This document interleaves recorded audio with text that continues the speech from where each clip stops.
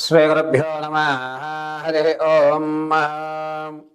ఈశానా సర్వవిద్యానామీశ్వర సర్వభూతానా బ్రహ్మాధిపతి బ్రహ్మణోధిపతి బ్రహ్మ శివో మే అస్తు సదా శివోం. జగతం పితరం వందే పార్వతీ పరమేశ్వరం. హరి ఓం. మన యొక్క స్థితిగతులు, మన యొక్క ఆర్థిక వ్యవస్థ, ఆరోగ్యం యొక్క పరిస్థితి, అవకాశాలు ఏ విధంగా అందిపుచ్చుకోవాలి, ప్రమాదాల నుంచి ఏ విధంగా తప్పుకోవాలి, అదేవిధంగా ఎప్పుడు ఏ వ్యవస్థలో మనం పెట్టుబడులు పెడితే ఎంత మంచి జరుగుతుంది, ఎవరిని నమ్మచ్చు, ఎవరిని నమ్మకుండా ఉండేటువంటి ప్రయత్నం చేయాలి అనేటువంటి విషయాలన్నిటినీ కూడా నవనాయకుల యొక్క అనుగ్రహాలతో ప్రారంభమవుతూ ఉంటాయి.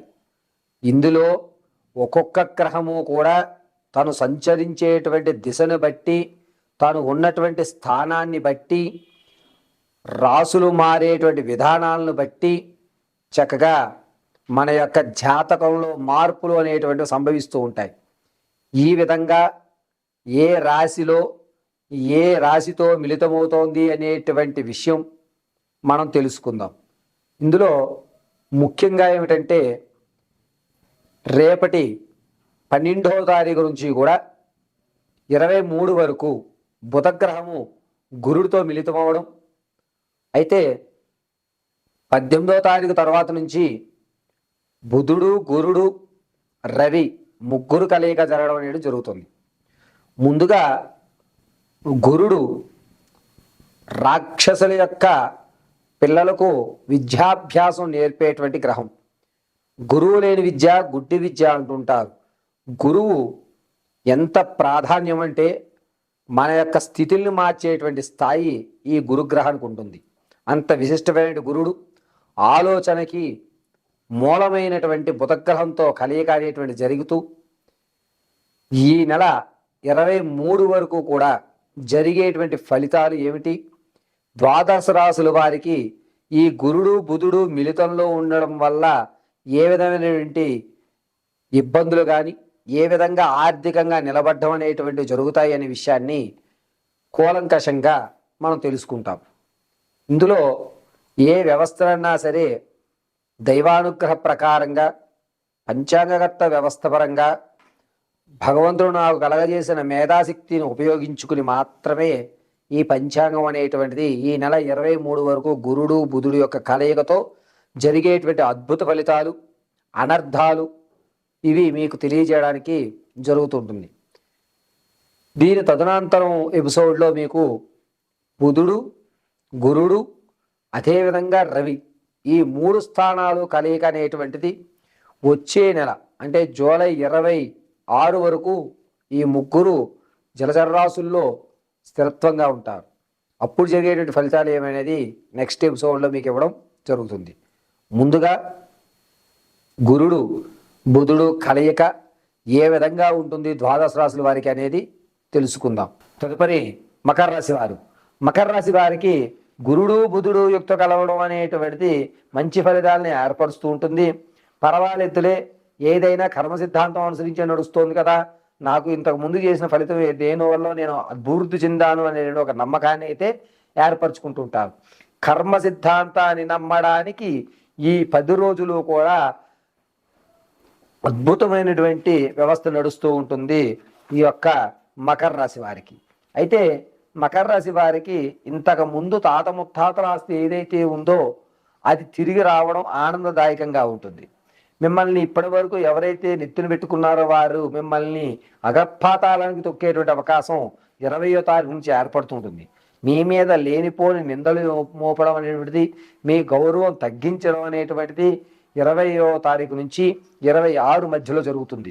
కాబట్టి మీరు ఏ తప్పిదం చేయలేదని ప్రతి విషయంలోనూ జాగ్రత్తగా ఉండి మీ యొక్క వ్యక్తిత్వాన్ని మీరు వారికి ముందు ఇది నేను కాదు, నేను ఏ తప్పు చేయలేదు అని మీ వ్యక్తిత్వాన్ని మీరు పరీక్షించుకునేటువంటి అవకాశం ఏర్పడుతుంది. విద్యార్థులకి మిశ్రమైన ఫలితాలు ఏర్పడుతుంటాయి. విదేశాలకు ఎవరైతే వెళ్దాం అనుకుంటున్నారో అంత ఆశాజనకంగా ఈ నెలంత వరకు కూడా లేదు.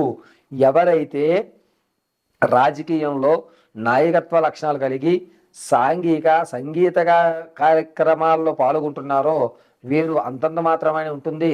నేను ఇంకా శ్రమపడాలి, నాకు గుర్తింపు రావట్లేదంటే నాలో ఏదో లోపం ఉంది అని మీలో మీరు రియలైజ్ అయ్యేటువంటి అవకాశమే ఏర్పడుతూ ఉంటుంది. గురుడు బుధుడు కలయిక ఉండడం వల్ల మకర రాశి వారికి జరిగే మేలేమిటయ్యా అంటే, ఇంతకు ముందు వరకు మీకు రానటువంటి ఆస్తి ఏదైతే ఉందో, అంటే తాత ముత్తాతల నుంచి వచ్చేటువంటి అవకాశం ఆస్తులు ఏవైతే ఉన్నాయో అవన్నీ కూడా అందిపుచ్చుకునేటువంటి ఏర్పాటు అయితే చేసుకుంటూ ఉంటారు.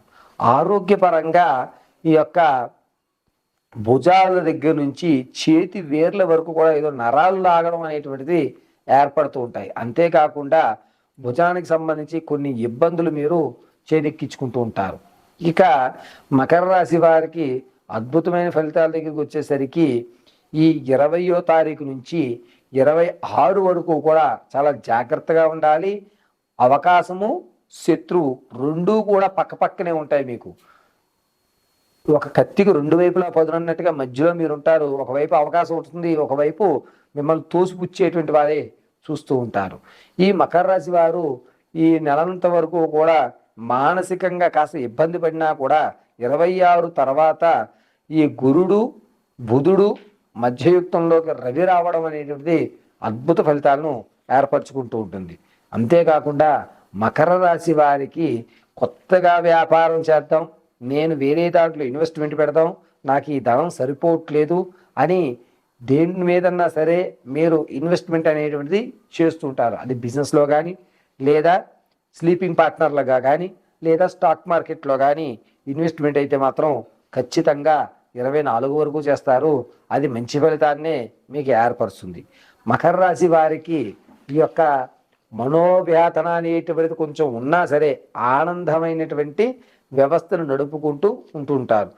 స్త్రీలు సంతానయుక్తానికి చూస్తున్న వారికి పుత్ర సంతానం కలిగేటువంటి అధికారం ఉంటుంది.